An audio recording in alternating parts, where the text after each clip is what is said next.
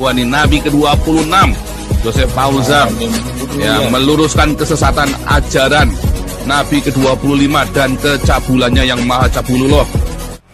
Ustaz, apakah jika ada orang yang menghina agama kita di sosial media, apa boleh kita menanggapinya? Tanggapi aja dengan baik. Kalau Nasrani mudah-mudahan dia insaf, kalau orang Muslim mudah-mudahan dia sadar. Misalnya, oh Habib itu teroris, Habib itu intoleransi. Maaf ya Mas, di mana intoleransinya? Di sekitar Petamburan itu ada 5 gereja loh. Belum pernah gereja dan jamaah gereja di Petamburan komplain kepada FPI. Bahkan bulan Ramadan kadang mereka diundang buka bersama, diberikan kurma gede-gede. Kalau banjir sama-sama menolong, warga gereja ditolong, nasi dimasakkan, karena 5 gereja di sekitar markas FPI Petamburan, gak ada alasan. Belum pernah saya dengar di sosmed kawan-kawan Nasrani dari 5 gereja komplain kepada FPI. Yang kedua, di mana dia kalimat anti NKRI? Justru dia ingin menegakkan hukum sesuai dengan Undang-Undang Negara Republik Indonesia. Tugas dia hanya 2, kesalahan fatal Habib Rizik: terlalu konsisten bicara kebenaran. Kedua, tidak menerima sogokan. Seandainya dia menerima sogokan, triliunan pun orang menyogok dia agar dia diam. Buktinya penjara pun dia ikhlas, artinya berarti ikhlas berjuang. Kalau orang tidak ikhlas berjuang pasti gelisah di penjara. Dia senyum kok di penjara, jadi imam di penjara, preman berjamaah kepada dia, orang narkoba berjamaah kepada dia, dia sambut menangis di penjara. Berarti ikhlas. Kalau ikhlas berarti pejuang, bukan pecundang. Itu ciri-cirinya begitu. Kalau orang uring-uringan berarti tidak ikhlas. Habib itu ikhlas kok, biarlah saya di penjara, tapi perjuangan jangan pernah berhenti.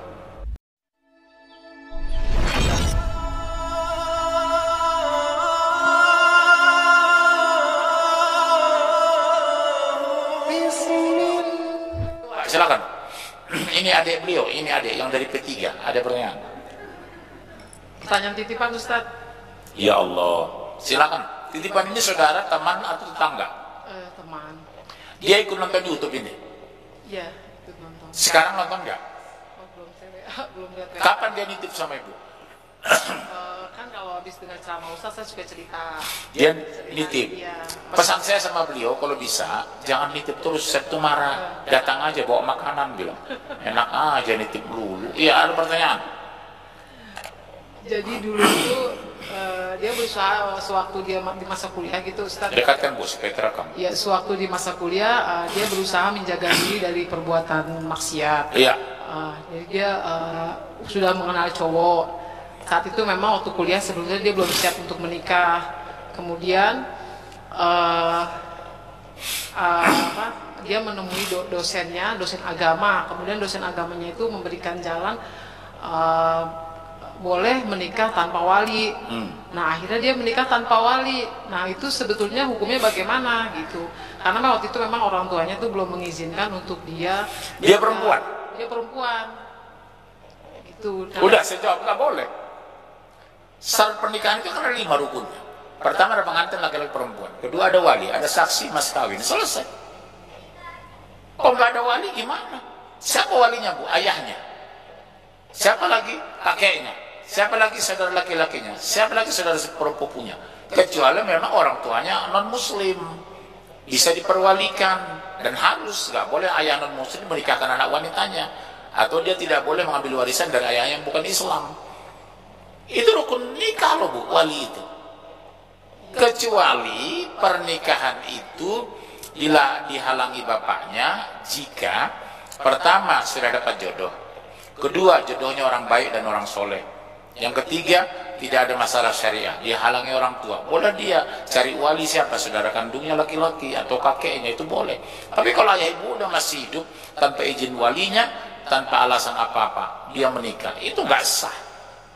Kan rukun nikah itu ada wali, saksi, pengantin laki-laki, perempuan, mas kawin. Nah, yang dia bingungkan itu padahal dia konsultasi dengan dosen agama. Iya, nggak bisa dong. Aneh itu. Setahu saya nggak bisa Bu. Kecuali ada satu syari, bapaknya nggak mengizinkan karena nikah beda agama. Saya nggak mau kamu nikah dengan karena beda agama, atau akhlaknya nggak benar, atau dari keluarga yang tidak benar. Itu berhak orang tua melarang pernikahan. Jadi seandainya dilarang orang tua tanpa alasan itu, dua-duanya kena. Dia berdosa karena menantang ayahnya, ayahnya berdosa karena menghalangi anaknya. Dua-dua kena nanti padang mahsyar. Saya boleh melarang anak saya tidak menikah, satu karena beda agama, kedua tidak berakhlak, tidak sholat, keturunan bukan orang baik-baik. Saya berhak menekan, jangan nikah kamu. Karena ayah tahu siapa dia, saya tahu ayah kakeknya, bapaknya, bukan orang benar itu. Kamu gak nyaman punya mertua sableng itu. Ibunya bajak laut, ayahnya agen sabu-sabu, abangnya genderuwo. Itu apa? Kalau itu iya, saya berhak. Tapi kalau dengan alasan orang soleh, baik-baik dilarang orang tuanya bertanggung jawab padang mahsyar. Kita lihat juga case per case for them, for him. You know? Ya sok-sok bahasa Inggris saja saya. Ngerti aja kagak? Ya itu Bu. Ya beruntung Pak, sesudah dinikahkan ulang sama orang tuanya. Ya udah Pak, alhamdulillah. Kalau masih mau bagus, alhamdulillah. Oke, ada satu lagi. Oh iya, astagfirullah. Cuma satu. Berapa itu partisipan di YouTube? Ustadz, apakah jika seorang muslim diam saja saat agama dilecehkan, Rasul jadikan canda gurau, itu tanda-tanda lemah akidah seorang muslim? Betul. Lantas apa yang harus kita lakukan? Doa. Cuek. Adu domba. Ulama ini, ustadz jadu domba, umat pecah belah, dia masa bodoh. Yang penting mulut itu goblok. Ada lagi ucapan, udahlah saya netral. Oh, orang beriman itu nggak bisa netral, harus memihak. Betul? Itu teori-teori konspirasi menghancurkan keberpihakan kepada kebenaran. Dibangunlah di media wacana netral. Itu netral orang goblok, Bu. Tidak mungkin di muka bumi ini ada kebatilan tanpa ada hak. Tidak mungkin dimunculkan nabi kalau tidak muncul Firaun. Di mana Musa ada Firaunnya, di mana Ibrahim ada Namrudnya, di mana Rasulullah ada kafir Quraisynya, di mana mukminnya ada munafiknya. Otomatis kita berpihak kepada siapa? Kepada mukmin dong. Jadi orang beriman itu berpihak iya kepada siapa? Kepada kebenaran. Jadi ibu keliru mengatakan, oh kalau saya kamu jadi netral lah, nggak mau saya bicara politik. Loh, ibu harus berpihak kepada Allah. Siapa itu orang yang memperjuangkan agama Allah? Kalau ada orang mengatakan, oh saya netral Pak, itu saya bingung ini, di mana akidahnya? Terus apa yang kita lakukan, kata pertanyaan, apa yang kita lakukan? What can I do? Kan itu. Doa, itu yang selemah-lemah iman. Mau perang ibu, memerangi siapa? Senjata ibu dari mana? Komandonya sah tuh. Yang terbaik apa? Fasbir wattaqullah. Tingkatkan ketakwaan, sungguh-sungguh berdoa, seragam. Selamatkan akidah kami di negeri ini ya Allah. Menangkan kami menghadapi orang yang anti-anti kebenaran. Ibu doa situ. Kalau ibu mati syahid korban fitnah di negeri seperti ini, ibu mati syahid kok. Kalau ustadz korban fitnah di negeri yang tidak benar, ustadznya mati syahid kok. Hidup ini kan sebentar Bu. Mereka mati kita mati, mereka menunggu kita menunggu, mereka letih kita letih, lebih letih mereka. Mereka mengeluarkan dana, kita mengeluarkan dana. Mereka nggak bisa tidur gara-gara kita nggak bisa tidur gara-gara dia, lebih stres dia dari kita. Ibu kira mereka nggak letih, yang musuh-musuh kita itu letih Bu. Ibu kira nggak banyak uang mereka untuk membombardir Islam? Banyak Bu. Ibu kira nggak melelahkan menghantam perjuangan Islam? Mereka juga capek Bu. Tapi melihat capek mereka karena di belakang mereka setan, di belakang kita ada Allah menolong kita. Betul? Berjuang mati, tidak berjuang mati. Jihad mati, jahat mati. Beriman mati, munafik mati. Kafir mati, mukmin mati. Mendingan mati mukmin. Ibu tidur mati, berjuang mati. Mendingan mati berjuang. Ibu beriman mati, kafir mati. Mendingan mati kafir, mati beriman. Sepakat? Ibu kira mereka juga nggak capek melawan kita? Capek mereka itu sebenarnya Bu. Uang mereka lebih banyak keluar loh Bu. Kita nggak ada uang kita keluar. Hanya membicarakan tolong tegakkan keadilan, berpihak kepada kebenaran. Hanya itu kok tugas ustadz ulama itu. Terus saja nambah pertanyaan ini. Ustadz, ya, jika yang zalim itu pemimpin, sementara dalam Islam kita wajib kepada ulil amri, bagaimana sikap kita? Yang jangan ikuti. Ya ayyuhalladzina amanu, apa? Ati Allah wa ati Rasul ulil amri minkum. Hai orang beriman, taatilah Allah Rasul dan pemimpin di antara kamu. Ujungnya ada, faruddu ilallahi war rasul. Jika kamu beda pendapat, kembalikan kepada Allah dan Rasul. In kuntum tu'minuna billahi wal yawmil akhir. Jika kamu beriman kepada Allah dan hari akhir. Gak usah patuhi. Jangan semua ulil amri minkum diikuti. Jangankan ulil amri, ibu pemimpin, ibu kandung kita pun kalau dia menantang Allah dan Rasulnya, jangan kamu ikuti. Kamu kembali ke jalan yang benar. Dalilnya buka itu, surat 31 ayat 14-15 langsung. 31 Luqman ayat 14-15. Langsung cepat. 31 14-15. Langsung deh. 14-15. Ayo. Dan kami perintahkan kepada manusia berbuat baik kepada dua orang ibu bapaknya. Ibu lihat, berbuat baik bukan taat, berbuat baik, birrul walidain. Terus ibunya telah mengandung dalam keadaan lemah yang bertambah-tambah. Wahnan ala wahni, lemah bertambah lemah, ibunya. Terus dan menyapinya dalam 2 tahun. Jadi bukan 6 bulan, itu teori non muslim. Islam 24 bulan. Kecuali itu penyakit hepatitis A dan B atau TBC berbahaya, itu iya. Disapi wanita lain. Terus bersyukurlah kepadaku dan kepada 2 orang ibu bapakmu. Ketika bersyukur disamakan, karena kebaikan bisa dari Allah, bisa dari ibu. Hanya kepadakulah kembalimu. Terus dan jika keduanya memaksamu untuk mempersekutukan dengan aku, jika keduanya, ibu atau ayah atau keduanya memaksamu, mengintimidasimu agar mempersekutukanku, menyimpang dari agamaku, melawan syariatku, membela orang yang menantangku, apa kata Allah? Sesuatu yang tidak ada pengetahuanmu tentang itu. Iya, tidak ada kuajarkan seperti itu, dan kau tidak tahu tentang itu. Apa kata Allah? Maka janganlah kamu mengikuti keduanya dan pergaulilah keduanya di dunia dengan baik. Jangan ikuti dia, tapi di dunia dia. Walaupun ibu kita non muslim, dia Katolik, Protestan, Konghucu, Hindu, Buddha, gentengnya pecah, kirim uang ke Jogja. Berasnya habis, belikan, kirim ke Wonogiri. Dia kena corona, isolasi, biayai. Pak, orang tua saya non muslim, iya, tetap berbuat baik, bro. Begitu guys, ya. Agak canggih dulu ya. Begitu bro, guys. Hebat kan Islam itu.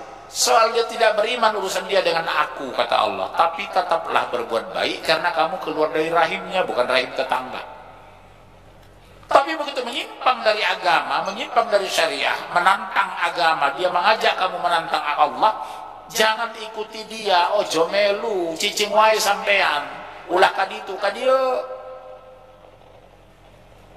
Jelas ya? Ojo nang kono mriki panjenengan. Nggih? Jangan barangke kasinan kasiko. Udah kesimpulannya itu, Bu. Tinggalkan dia. Sama dengan sahabat ibu tadi. Dinasihati menantang, dikasih penjelasan dia melawan, dikasih firman dia memperolok, disampaikan hadis dia tidak suka. Ya udah, maaf ya mas, maaf ya dek, maaf ya teh, tolong jangan diskusi dilanjutkan karena haram memperdebatkan ayat Allah surah 44. Sampai di sini saya blokir nomor kamu. Selamat tinggal. Assalamualaikum. Blokir nomor dia. Selesai. Masih banyak orang yang kita garap yang insya Allah cepat menerima kebenaran. Saya begitu teori saya. Untuk apa saya ngotot? Sama dengan Rasulullah. Menyampaikan kebenaran di Makkah. Mengotot manusia. Dia ancam mau dibunuh. Udah perintahkan hijrah ke Madinah. Sudah kuat di Madinah, ekonomi mapan, akidah kuat, tauhid lurus, akhlak mulia, ibadah sempurna. Baru futu Mekah, perebutan kota Mekah. Akhirnya 2 dikuasai. Mekahnya beriman kepada Allah, Madinahnya taat kepada Allah. Itulah teori perjuangan. Kan gak disuruh Allah ngotot Rasulullah di Mekah, enggak, hijrah ke Madinah.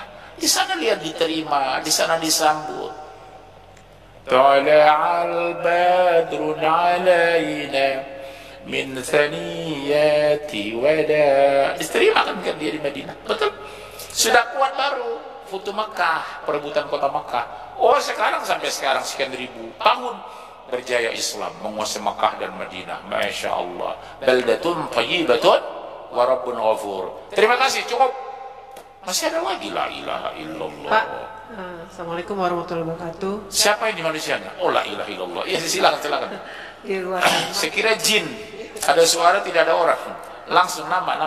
ini Pak, di luar tema. Jadi ada tetangga yang memberikan kredit ya atau ngutangin. Iya. Dia mengambil keuntungan 50%. Itu termasuk riba, terus zolim juga enggak Pak? Double di sana, sadis, zolim, riba. Kalau bukan bagaimana pertanyaannya, gimana lupa saya? Jadi ini Pak, ada tetangga saya, dia ngereditin barang gitu. Ngambil keuntungan 50%. Iya. Soal itu beda pendapat. Kenapa ibu mau beli? Beli aja sama saya, nggak ngambil 50%. Apa yang ibu butuhkan? Ember, saya beli ember nanti. Iya, makanya pilih berdagang dengan orang ngerti agama. Memang boleh sih, itu pedagang sayur, restoran makanan itu 50-70% untungnya. Tapi karena senang sama senang nggak ada masalah. Kita beli kepala kakap cuma 23.000 yang besar. Kita jual berapa? 76.000 sepotong. Berarti berapa? 7 ke 2, 14. 140.000 Bu. Kepala kakap. Coba cek di restoran itu. Sebelah saja 80, 76.000. Sementara satu saya cek di Bekasi itu paling 20.000 yang besar kepala kakap.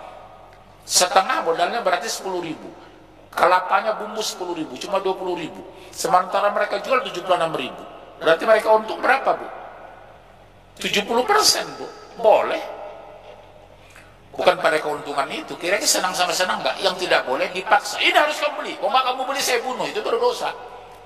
Ibu tahu nggak di restoran itu 40-70%. Kan saya tanya sama restoran makanan itu. Ibu gula sekilo berapa sekarang? Gula. Ibu nggak pernah. Ibu ini kepala rumah tangga atau bapak rumah tangga ini? 15 ya Bu ya. Ibu saya punya kantin dulu. Itu 1 kilo gula itu, ibu tahu berapa gelas teh manis? 1 gelas berapa? 2.000 kali sekian, berapa puluh ribu? Untung berapa? Makanya punya restoran makanan itu untungnya bisa 100% Bu. Minimal 40%. Benar Bu. Restoran-restoran itu untung paling besar. Diakumulasi semua bisnis makanan itu untung paling besar. Iya, saya kan suka bikin masakan saya. Saya hitung-hitung bikin 1 risol modalnya sekian. Mereka jual 5.000. Iya Bu. Iya, kembali ke akadnya. Senang sama senang nggak? Iya, aku beli ya Bu. Iya, aku jual, selesai. Iya, nggak ada masalah. Kalau dia mau, kan tidak ada. Kecuali unsur dipaksa Bu. Kalau ibu tidak mau beli dagangan saya bunuh suami ibu. Kan udah dibuat tekanan. Tapi senang sama senang. Gak pernah kok orang restoran Padang bilang, tolong siapa yang lewat di restoran saya bunuh kalau nggak berhenti. Nggak pernah kan. Kan ibu yang berhenti rumah makan Simpang Raya sederhana. Mereka nggak pernah maksa kok. Berarti senang sama senang. Tapi untungnya gede Bu. Kepala kakak 80.000. Hah? Kredit itu jadi bukan riba. Kalau kredit itu lain lagi ceritanya Bu. Berarti melebihi harga. Ada selisih harga itu lain. Kalau ini enggak jual beli Bu. Kredit dengan jual beli. Contoh begini. Bu, ini saya jual berapa Bu? Mau ibu kredit mau tidak, harga 5.000 terserah ibu. Berarti kan akad di depan senang sama senang. Tapi kalau dia bilang, kalau cash 5.000, kalau kredit 7.000, ibu angsur 3 bulan, itu riba. Dari akad kan dia bilang, terserah ibu, kalau ada uang sekarang bayarkan aja Bu, nggak apa-apa 5.000. Tapi kalau ibu mau bikin 2 bulan nggak apa-apa kok, tetap 5.000 Bu, nggak apa-apa saya bantu. Berarti senang sama senang.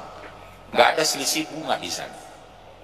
Tapi kalau dia bilang kalau 2 bulan Bu 6.000, kalau ibu cash sekarang 4.000, berarti bunga 2.000 selisih, masuk riba. Betul? Sama dengan jual dagang. Ibu saya punya kantin dulu. Masya Allah untungnya Bu, bikin urap, bikin pecel, bikin itu. Kita daun nanam sendiri, kacang nanam sendiri, toge Bu bikin sendiri. Iya Bu. Kacang tanah tanam sendiri, toge Bu bikin sendiri di rumah. Daun singkong tanam sendiri, kangkung ambil di pinggir kali. Iya, saya masih ingat. 7 kami anak-anak sekolah semua, anak yatim piatu. Dari kantin atas izin Allah. Makanya ibu kalau susah, bikin kantin, bikin restoran. Nggak laku, cari yang lain dagangan. Nggak laku, jual beli mobil. Kan banyak bisa dilakukan. Masya Allah. Ya itu ya bu. Baik, ada pertanyaan ini satu lagi. Astagfirullah, hampir jam 3 juga. Ustaz, apakah jika ada orang yang menghina agama kita di sosial media, apa boleh kita menanggapinya? Tanggapi aja dengan baik. Kalau Nasrani mudah-mudahan dia insaf, kalau orang Muslim mudah-mudahan dia sadar. Misalnya, oh Habib itu teroris, Habib itu intoleransi. Maaf ya mas, di mana intoleransinya? Di sekitar Petamburan itu ada 5 gereja loh. Belum pernah gereja dan jamaah gereja di Petamburan komplain kepada FPI. Bahkan bulan Ramadan kadang mereka diundang buka bersama, diberikan kurma gede-gede. Kalau banjir sama-sama menolong, warga gereja ditolong, nasi dimasakkan, karena 5 gereja di sekitar markas FPI Petamburan, gak ada alasan. Belum pernah saya dengar di sosmed kawan-kawan Nasrani dari 5 gereja komplain kepada FPI. Yang kedua, di mana dia kalimat anti NKRI? Justru dia ingin menegakkan hukum sesuai dengan Undang-Undang Negara Republik Indonesia. Tugas dia hanya 2. Kesalahan fatal Habib Rizik, terlalu konsisten bicara kebenaran. Kedua, tidak menerima sogokan. Seandainya dia menerima sogokan, triliunan pun orang menyogok dia agar dia diam. Buktinya penjara pun dia ikhlas. Artinya berarti ikhlas berjuang. Kalau orang tidak ikhlas berjuang, pasti gelisah di penjara. Dia senyum kok di penjara. Jadi imam di penjara, preman berjamaah kepada dia, orang narkoba berjamaah kepada dia, dia sambut menangis di penjara. Berarti ikhlas. Kalau ikhlas berarti pejuang, bukan pecundang. Itu ciri-cirinya begitu. Kalau orang uring-uringan berarti tidak ikhlas. Habib itu ikhlas kok. Biarlah saya di penjara, tapi perjuangan jangan pernah berhenti.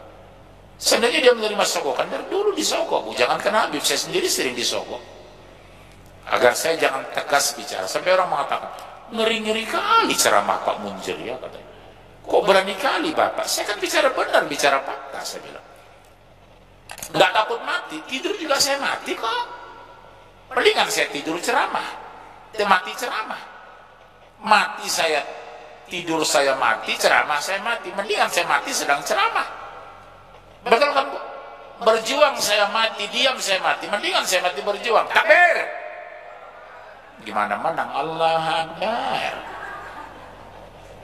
Gimana mau menang? Takbirnya aja kayak orang lapar setahun setengah, kena cacingan. Masya Allah. Jadi itu Bu, jawaban saya kepada Ibu ini ya Bu. Apakah apa yang jawab dengan baik, lembut, jangan vulgar, jangan kasar. Saya begitu. Mau bilang apa kamu? Habib itu kan teroris, Habib itu intoleransi. Coba saya tanya, ada nggak rumah ibadah diganggu FPI? Ada nggak rumah ibadah dibakar FPI? 5 gereja di Petamburan tidak pernah komplain terhadap FPI. Bahkan mereka bertamu ke rumah Habib waktu Ramadan. Setengah jam sebelum pulang, Pak Habib bilang, jangan pulang dulu dong, tunggu buka bersama, kita makan bersama. Makan bersama dengan Hindu, Buddha, Kristen, Buddhis, ya, kemudian Konghucu, Kristen, bertamu kok waktu bulan Ramadan ke markas Habib Rizik. Makanya kata mereka, kami kaget, luar biasa beliau itu, sangat hangat bersahabat menyambut kami. Kami disajikan makanan, padahal mereka sedang puasa, disuruh tunggu buka puasa makan sama-sama. Masya Allah. Apa yang salah? Salahnya Habib istiqomah bicara kebenaran dan istiqomah menolak sogokan. Hanya itu kok kesalahan Habib. Itu kesalahan beliau, hanya itu. Seandainya dia mengambil satu jalan yang bukan jalan itu, di sana menerima sogokan, nyaman dia, dapat rumah mewah, fasilitas, HP mahal, istri 2-3, pengawalan maksimal. Betul, saya iri sama Nikita Bu, dia dapat pengawalan, saya enggak. Masya iya Bu, sedih juga saya sebenarnya. Ya Allah, ya Uni Nikita dijaga tuh, maaf di mah Ustadz radikal nggak ada yang jaga, ya. Masya Allah ya. Kita doakan mudah-mudahan mereka diberikan petunjuk. Insya, ya nggak usah keras-kerasan lah. Saya ceramah ilmiah, bukan ceramah marah, ya. Baik, cukup ya Bu. Terima kasih banyak. Sabtu tanggal 2, jatuh tanggal 2 nanti, bulan Januari. Ibu nggak keluar kota bener? nggak keluar negeri. Bukan nggak keluar negeri karena uang nggak mencukupi ya. Kalau jamaah yang lain ke Jerman, ke Perancis, ke Medan gitu. Kalau saya insya Allah, kalau ibu siap kita pengajian tetap ya Bu. Karena itu hari libur, bawa suami Bu. Iya, bawa suami Bu. Saya kaget lihat ibu ini. Ini coba satu orang yang hidup hari ini. Suami ibu yang mana kemana? Karena itu hari libur, hari kedua, itu hari Sabtu itu, ya kan?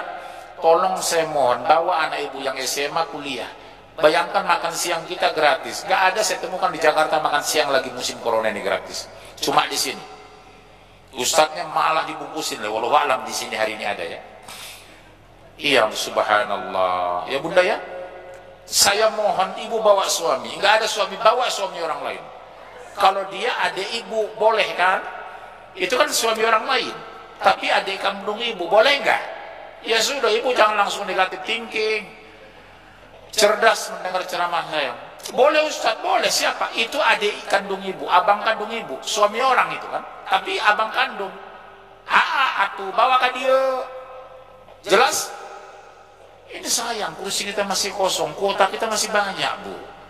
Kenapa nggak dipakai kuota ini? Tempat kita bagus, ruangan AC, makanan disiapkan. Ustadz masih kasih besek, walau alam hari ini. Terima kasih banyak ya. Mudah-mudahan Bu Ayu mendengar ini. Terima kasih banyak doa kafaratul majlis. Subhanallah bihamdika, asyhadu an la ilaha illa anta, astaghfiruka wa atubu ilaik. Sampai jumpa insyaallah tanggal tahun depan. Ya Bu ya. Insyaallah kita bertemu tahun depan 2 Januari hari Sabtu. Insyaallah. Terima kasih. Sampai jumpa. Assalamualaikum warahmatullahi wabarakatuh.